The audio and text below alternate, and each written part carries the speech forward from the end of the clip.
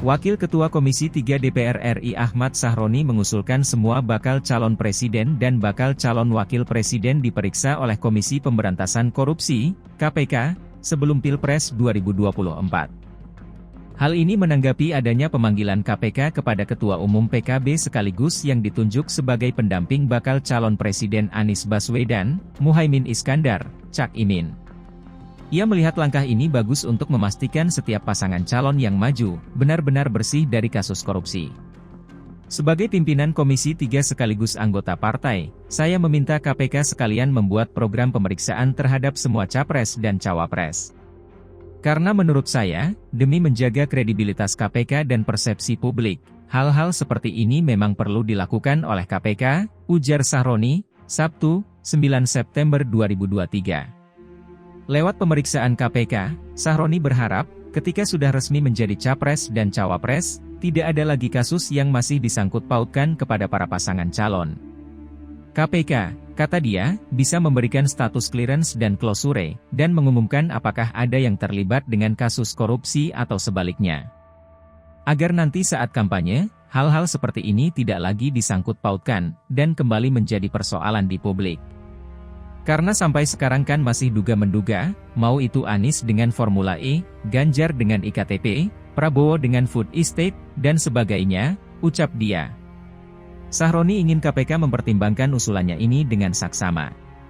Sebab, ia menilai langkah ini akan menjadi langkah yang adil bagi semua pihak dan baik untuk publik. Jadi kita dorong agar KPK mau eksekusi langkah ini.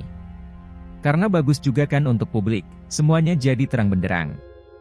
Dan setiap capres-cawapres jadi bisa fokus tawarkan program, bukan malah dibuat rumit karena hal-hal seperti ini, pungkas Sahroni. Sebelumnya, mantan Menteri Tenaga Kerja dan Transmigrasi Muhaimin Iskandar atau Cak Imin diperiksa Komisi Pemberantasan Korupsi, KPK, selama kurang lebih 5 jam, Kamis, 7 September 2023. Muhaimin diperiksa sebagai saksi dalam perkara korupsi proyek pembangunan Sistem Proteksi Tenaga Kerja Indonesia, TKI, di Kementerian Tenaga Kerja, Kemenaker, tahun 2012, saat dia menjabat sebagai Menteri Tenaga Kerja dan Transmigrasi. Pemeriksaan itu sebenarnya diagendakan pada Selasa lalu, 5 September 2023. Akan tetapi Muhaimin berhalangan dan meminta pengunduran jadwal. Usai menjalani pemeriksaan selama 5 jam, Cak Imin menyatakan kehadirannya sebagai upaya untuk membantu KPK mengungkap tuntas kasus tersebut. Dia berharap KPK bisa membongkar kasus ini segera. Saya sudah membantu menjelaskan semua yang saya tahu, semua yang saya pernah dengar dan insya Allah semuanya yang saya ingat, yang saya tahu, sudah saya jelaskan, kata Muhaimin Iskandar atau Cak Imin usai pemeriksaan di Gedung Merah Putih, KPK, Kamis 7 September 2023. Muhaimin yang pada Sabtu lalu, 2 September 2023 dideklarasikan sebagai bakal calon wakil presiden pendamping Anies Baswedan itu pun menilai KPK akan menangani masalah ini dengan profesional. Dia pun memuji KPK yang dinilai tak kenal lelah dalam memberantas korupsi.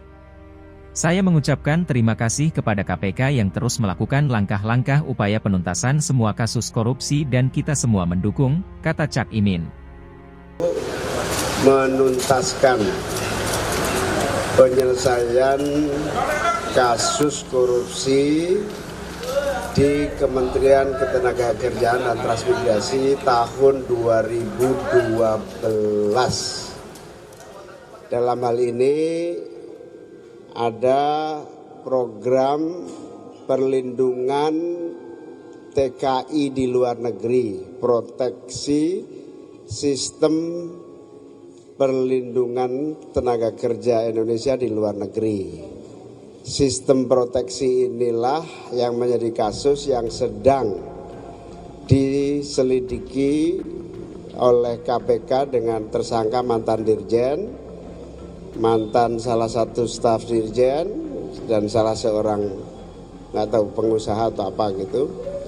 Saya sudah membantu menjelaskan semua yang saya tahu, semua yang saya pernah dengar, dan insya Allah semuanya yang saya ingat, yang saya tahu semuanya sudah saya jelaskan. Moga-moga dengan penjelasan ini KPK semakin lancar dan cepat tuntas mengatasi seluruh kasus-kasus korupsi.